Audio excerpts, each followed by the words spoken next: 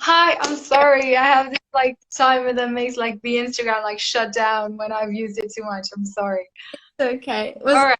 Is it the screen time that you set? Yeah, it's I screen know it. time. And you can't like delay it. My phone doesn't let me delay it. It's just like super naughty. Yeah. All right, so we were talking the other day about your two goals with journaling, and I wanted you to tell us a little bit more about that. Right. So I wouldn't really call it goals. So basically, Okay. the work that I do when it comes to journaling, there are two main parts of it. Okay, Okay.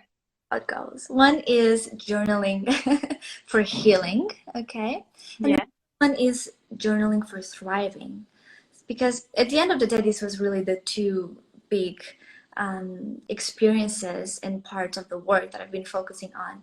So when I talk about healing, I'm talking about going from a state of pain to a state Mm-hmm. of well-being, mental health. Mm-hmm.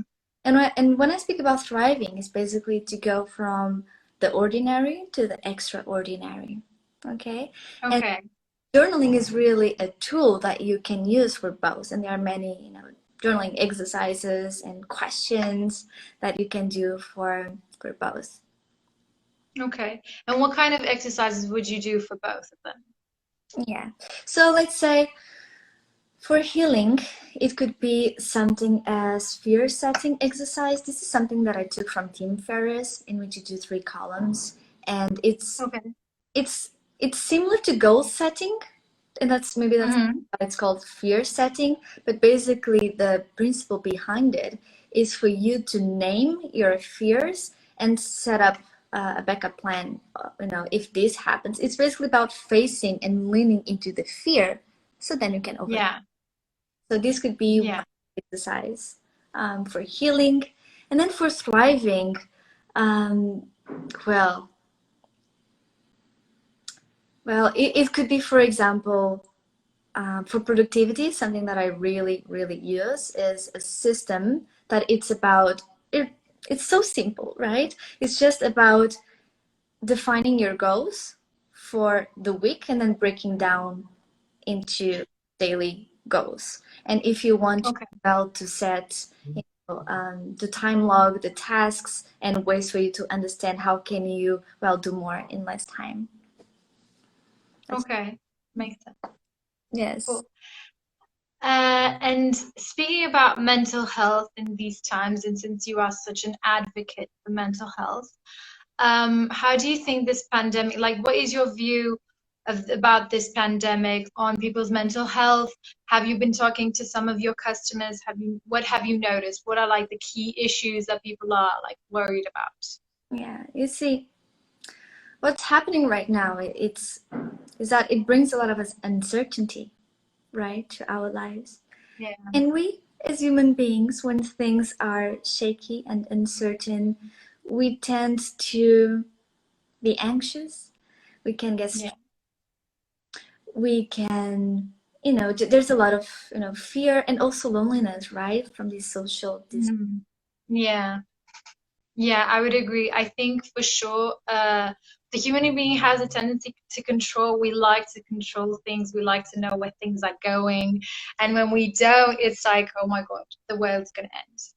And in this time, you don't know what tomorrow is going to be like. So it's very scary. it's very scary, but at the same time, it can also be a huge opportunity, right? For Okay, tell me more about that. go deeper. Well, I actually, maybe a month ago, I published a video on YouTube that is journaling ideas for coronavirus quarantine. And what I suggest is that there are two ways of looking at what's happening to the world. You can look at that as the rabbit hole, and basically you are Yeah, over consuming the news, you're anxious, and which is yeah, it's okay, right? Each yeah, it's valid. feeling or emotion is okay. It is what it is. And then we also can look at it as a portal to reflect, to pause, because it's kind of mandatory for some of us. Mhm. To pause, reflect. Maybe you want to rethink life and death. maybe your relationships, maybe even the visions that you have for the future. There is always, I believe, it's the yin and yang. There's always a side Yeah. that complements, in every Yeah. challenge, there is also opportunity for change. I agree. I agree. It's definitely a time to put things into perspective and to ponder and to do a lot of soul growth and checking what you're doing and is it what you want to continue doing or not. And I guess in this sense, there's like two ways to go about it. You can like work on it individually, and you can do things like journaling. I think might be very helpful to put things into perspective and to see where your life is going and how you are approaching your relationships, as you said, and everything in life. And also, I think reaching out is very important in this time. That's also why we created the weekly support groups, because there's just like a magic in support groups where people learn from each other so much when they share, that it can also be very helpful, I think. Yeah, totally. You see, there's actually a study by Harvard that says that the biggest factor that contributes to our happiness is the strength of our relationships. And we are human beings, and human beings are social creatures.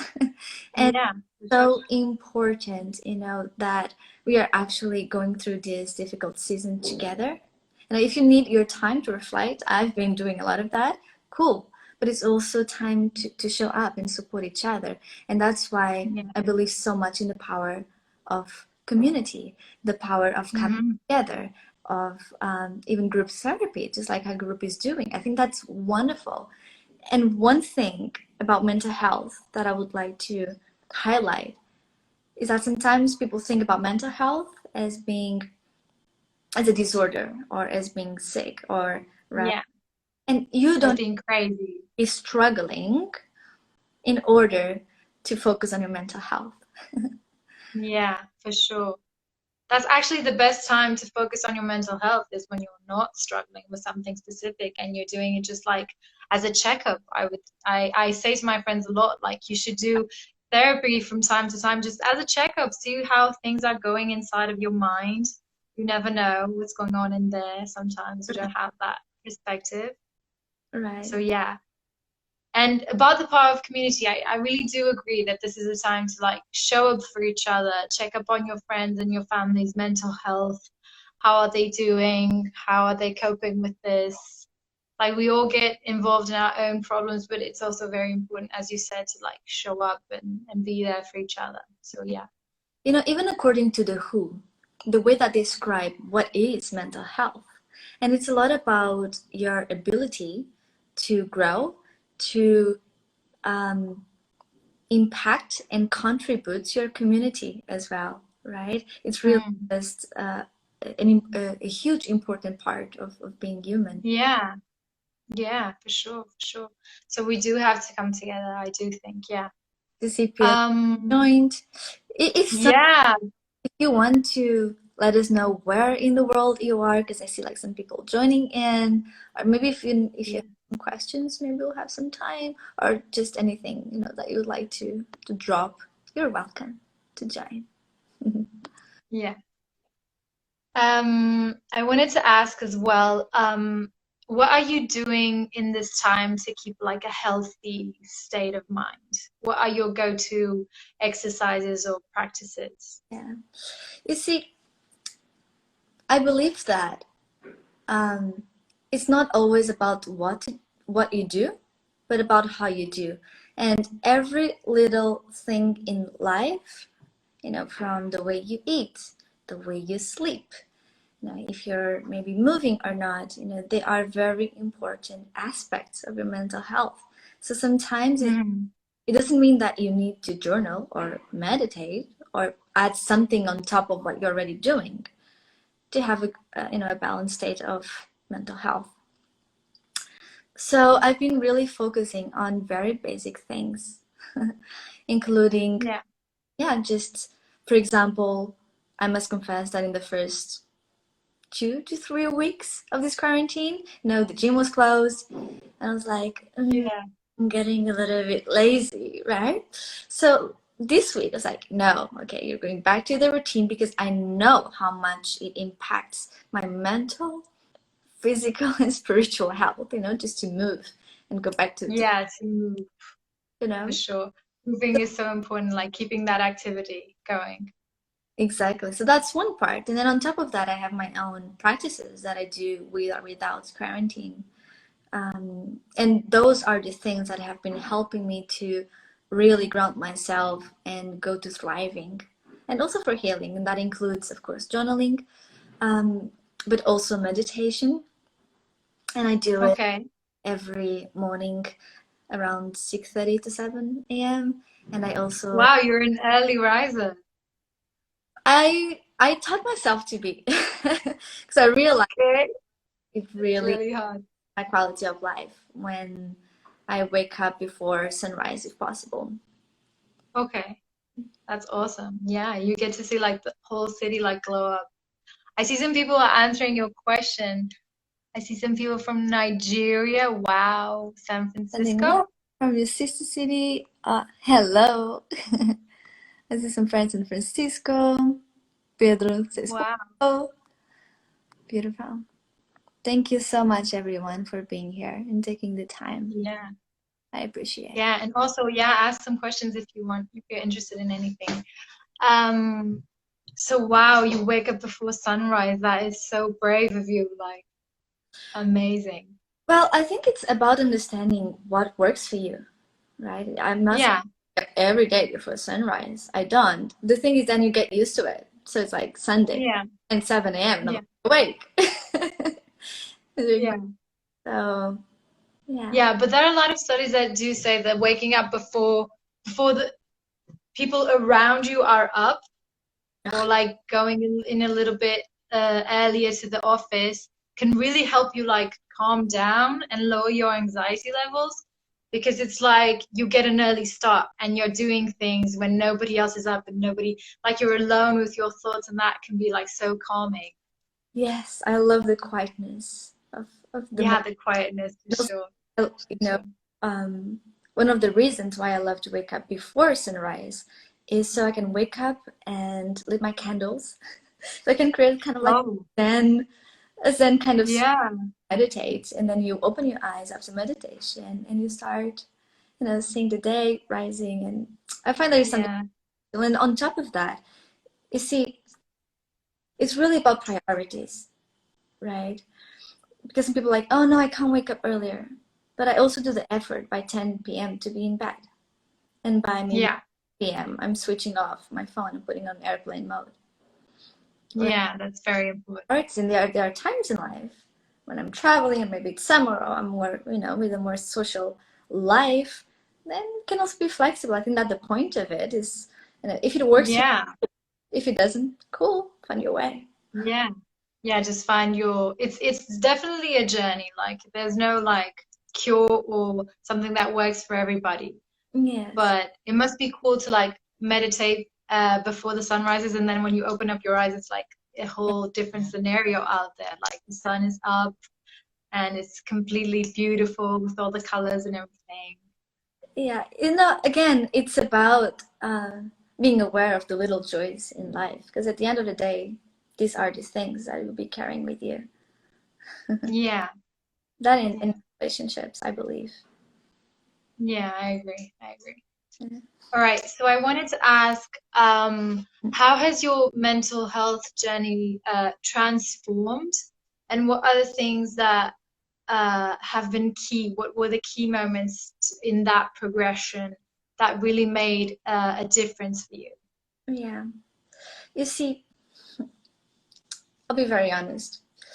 Um, you see, the rehab program and being in professional, right, mental health help was really important for me. First, to be aware of the problem or the struggle that I was going through, instead of just trying to ignore. Mm-hmm. Second, it was really important to keep me alive, my body alive, because I was really Mm-hmm. struggling. But to be honest, I believe that I went much deeper into the emotional side of it when I started working, or discovering my own practices. And what was really, I would say, a turning point and a shift was when I started to develop practices that can ground me and that can, you know, basically it's about prioritizing your mental health, even if it's just 10 minutes a day or 5 minutes a day. It's just creating Yeah. a habit, because whatever that habit is, or ritual, meditation, journaling, yoga, whatever, even going for a walk, doesn't have to look like woo-woo thing. Can be just a normal, simple ritual, right? What you're saying is that I'm taking that time for myself to remember who I am, where I'm going, and just take that time for self-care. Yeah. And you're putting yourself first. Like when you're doing that, you keep those rituals and those practices, you're putting yourself first. That's what you're telling yourself. So that also kind of helps, right? Right. You see, if I was already a mother, let's say, right? Of course that each person has their own lifestyle, and perhaps if I was already a mother, like maybe I wouldn't be able to have the luxury of taking this time for myself. But what I believe is that what I know is that to serve others, and when I'm talking about serving others, it's just really about being well with yourself so you can be well with the world. Yeah, When we speak about serving ourselves first, it's really about just keeping your glass full so then you can share. Because our exactly. capacity probably, you may not be you may not be in the, let's say, right space maybe to offer your own abundance if you don't have it. Yeah, that's right.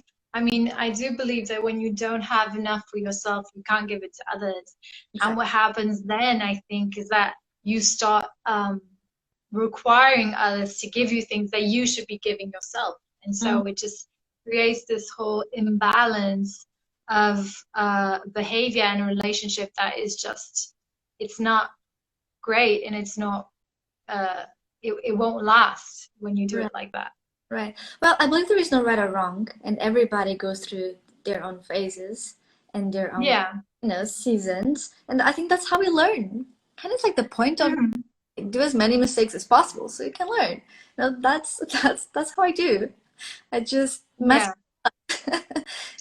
Yeah, that's true. Yeah. And what kind of like well, since you were talking about things that you did, we do wrong, that are learning experiences, what kind of learning experience can you share with us that you had in this sense? Like things that you did and you found out, okay, this is not for me, I'll do it some other way.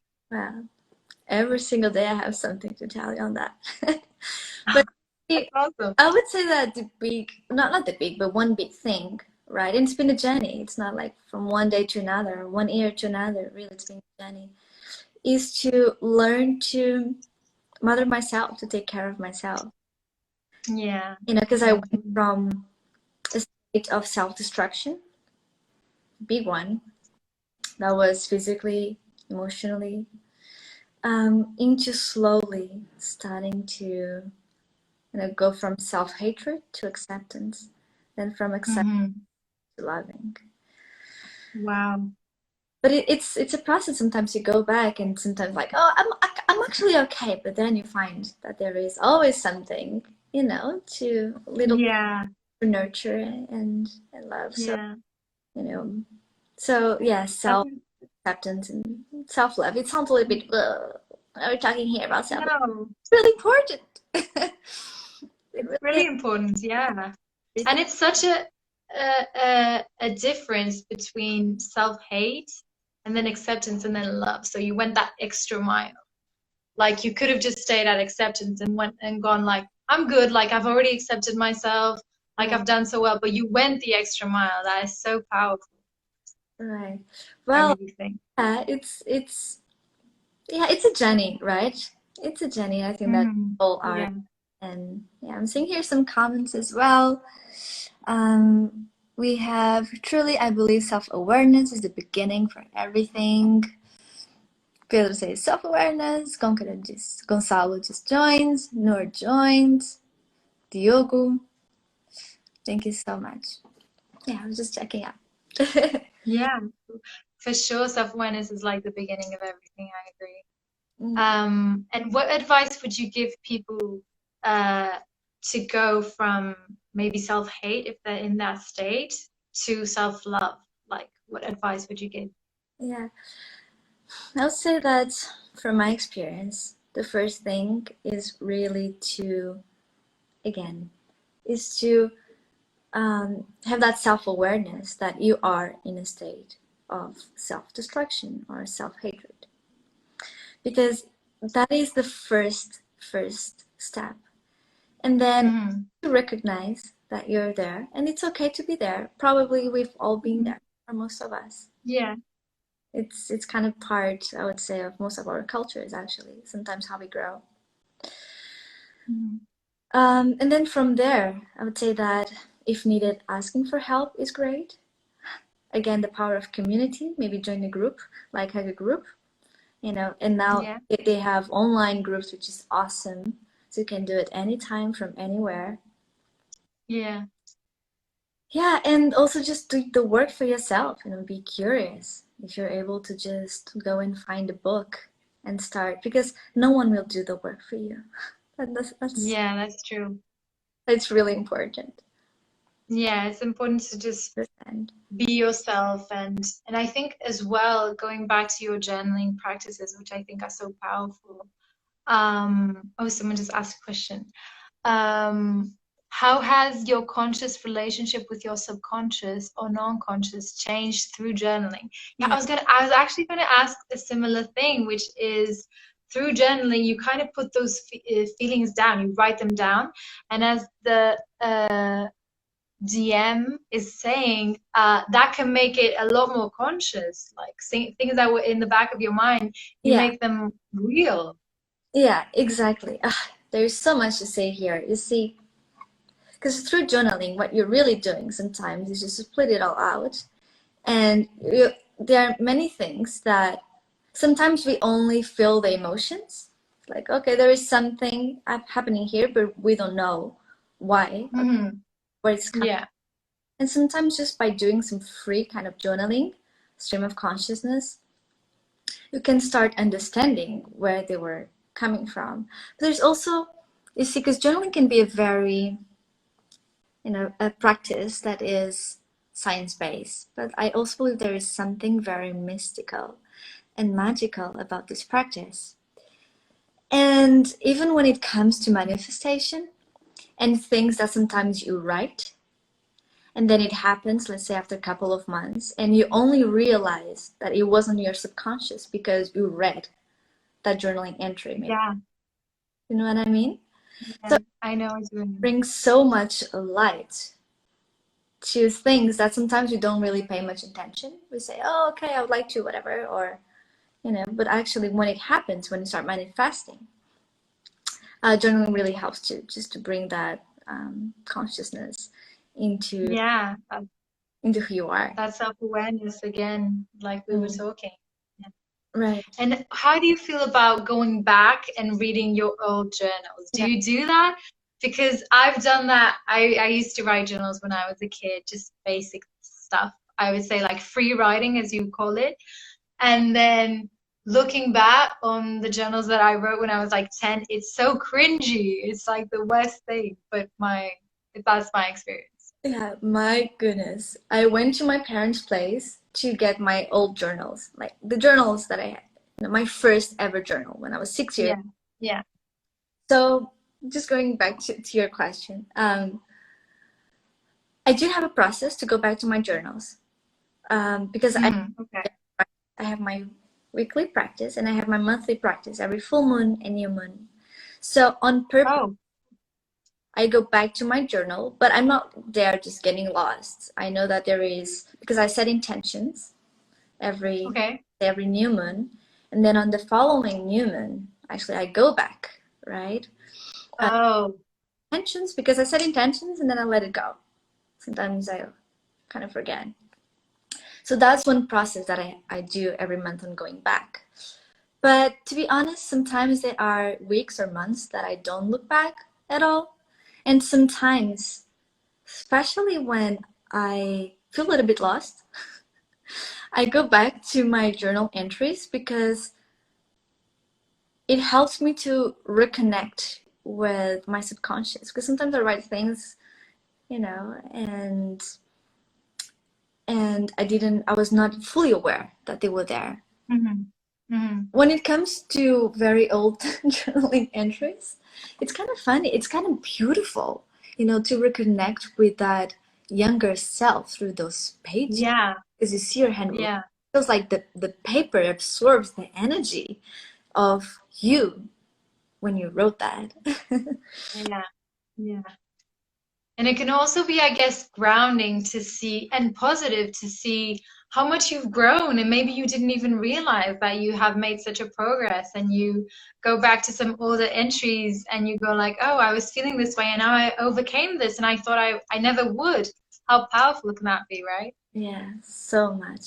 So much. And also, Yeah. you'll probably be embarrassed by the things that you wrote some, like, Yeah.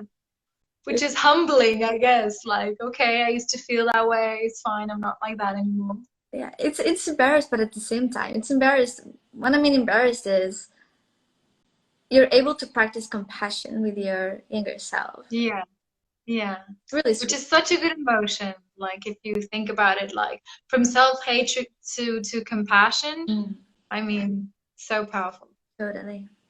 Totally. Yeah. And I also wanted to ask, and I see someone wrote that, do you have any advice on people starting out journaling? Do you have any tips and tricks that you would recommend? I know sometimes it's hard to stick to it. You say a lot, it's a practice, so it's not about being good at it, it's about like, doing it. What advice would you give to people starting out in this practice? Yeah, totally.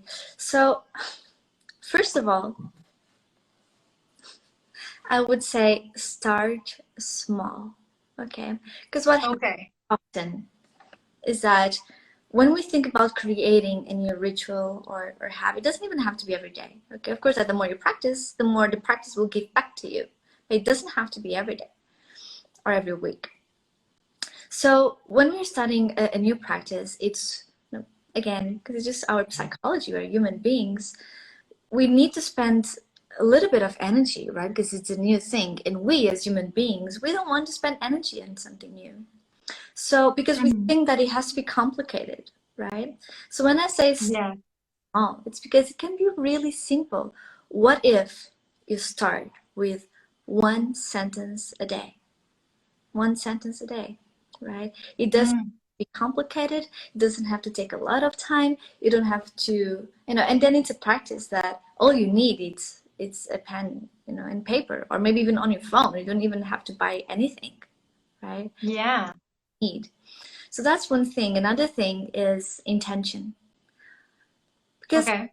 think about, I want to start journaling, but why do you want to start journaling? And understand a little bit more about what are the kind of benefits that you are thinking of taking out from the practice. It doesn't have to be rock science. It can be, actually, I just want to take 5 minutes for myself. It's a self, intention can be self. It can be just be more grateful.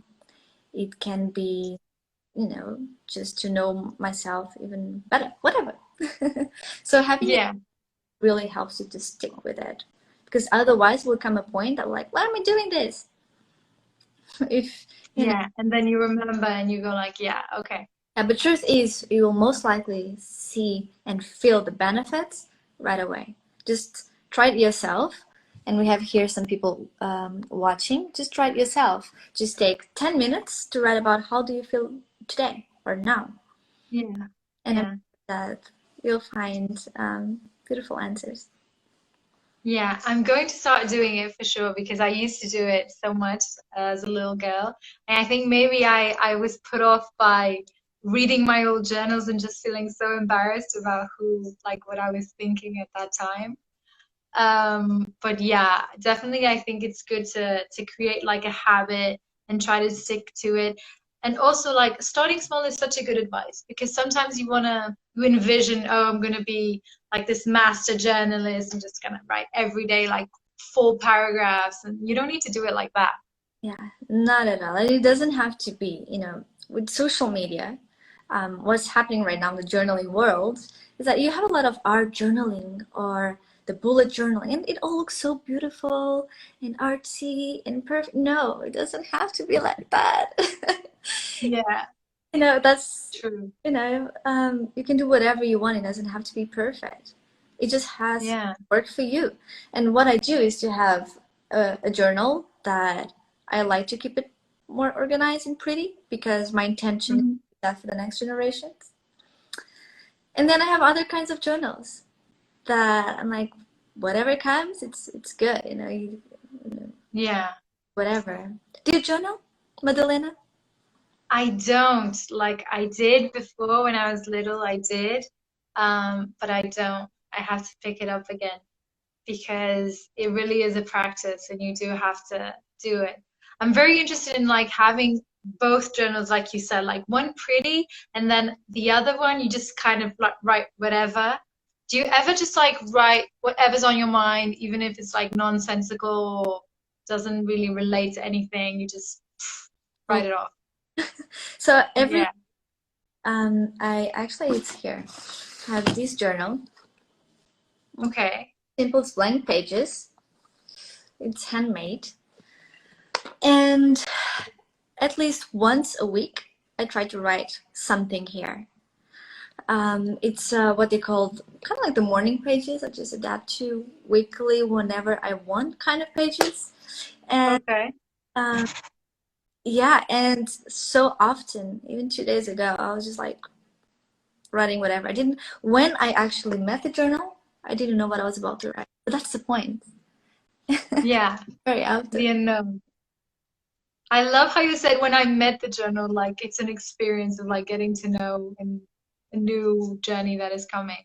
Well, yeah, it's a very personal journey, and I see the journal as our confidant. It can be our confidant. Yeah, It can even the yeah, really feel lonely or that you don't feel that you have a safe space to share something, a secret or something that you're feeling or you feel embarrassed, whatever that is, the journal will always be there for you. And you yeah, can keep it, burn it, or you can throw that away.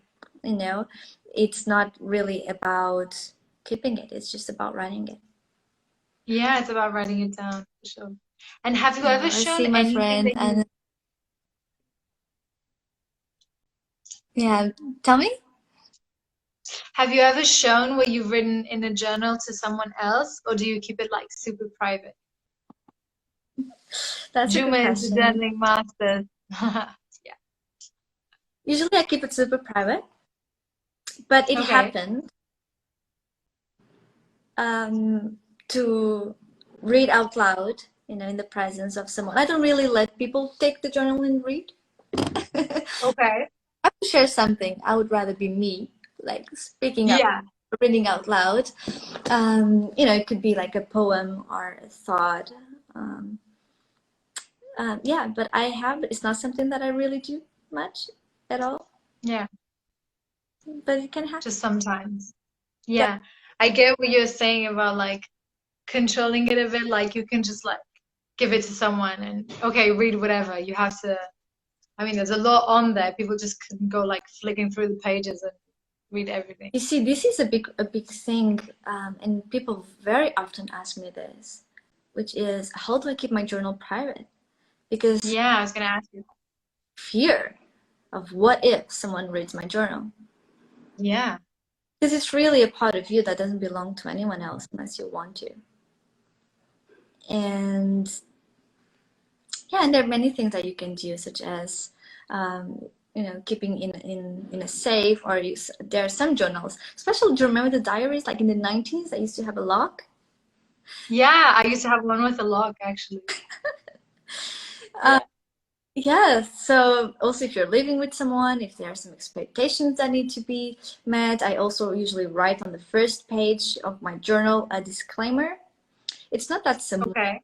to open the first page, but somehow energetically speaking, it feels more protected. Yeah. So I have here, Awesome. what about digital journals? I recommend Yeah. journals as well. Of course, that there is a difference, and I do both, okay? But there is a difference Okay. writing in a journal and writing in a phone or laptop or whatever. First of all, when you're writing down on paper, you have the movement, right? And what happens is that Mm. movement helps to activate different parts of your brain, in which will help you to be more focused and actually absorb the benefits of the practice with much more depth. That's one part. The second thing is that if you're writing down on a journal, you don't have WhatsApp notifications, there are no Instagram, It's true.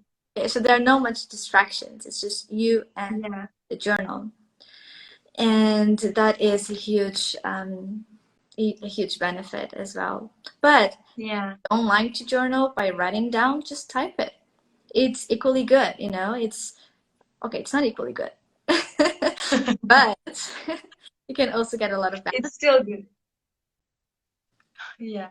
And do you recommend people to, when they journal, like keep the phone away, be focused, and like not stop or not get distracted by other things?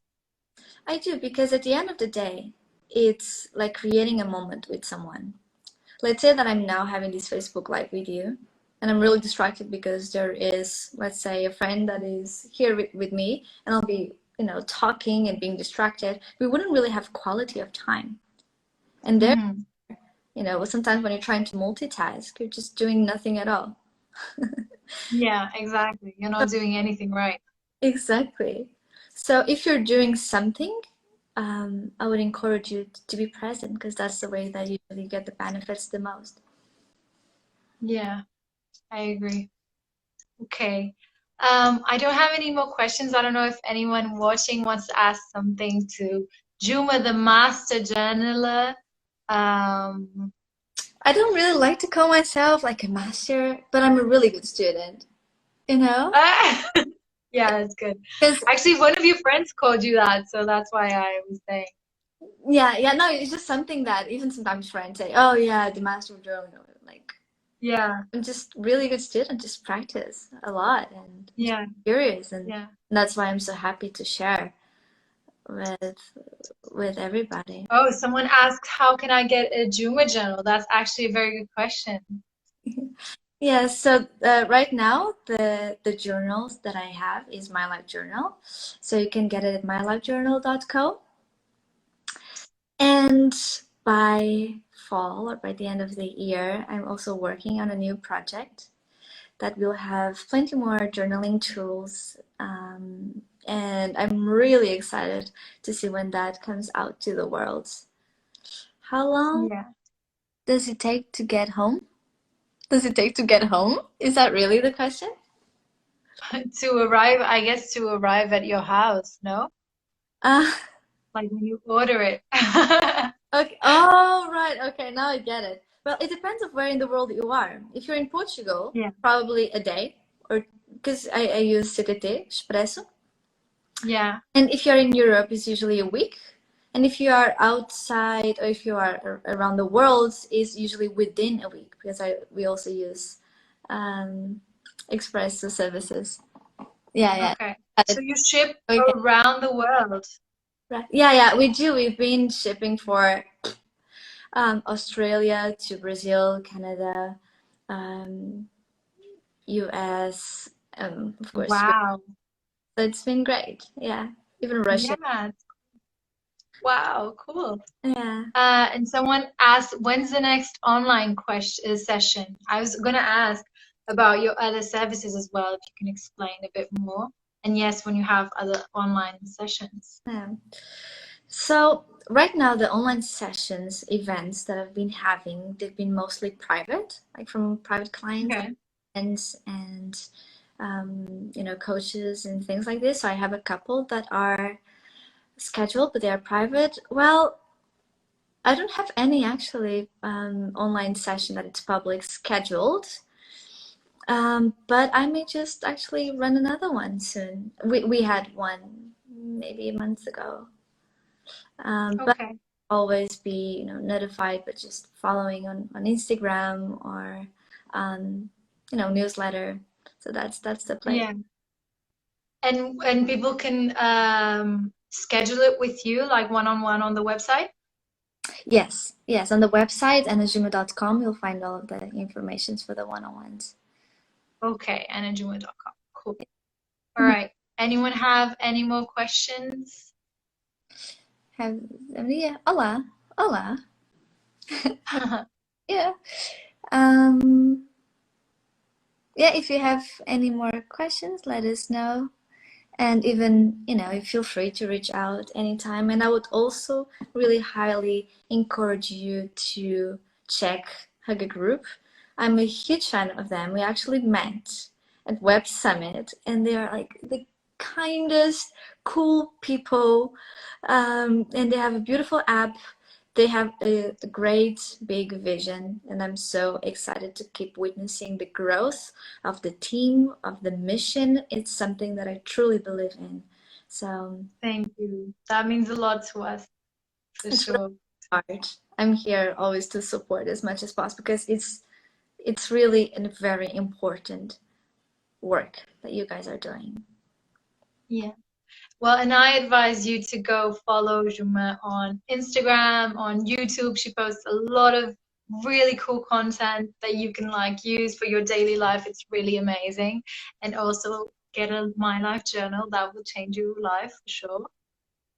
And yeah, And then I'll share with you. it was, You're here in Portugal, right? yeah, Okay. yeah. We'll then catch up later. Yeah, that would be great. That would be great. Well, it was lovely talking to you, Juma. Thank you so much for taking the time. Elena, thank you so much for the invite, and I'll be keep following, all the other Instagram lives I'll be having every Thursday. Yeah, thank you. Bye. Bye.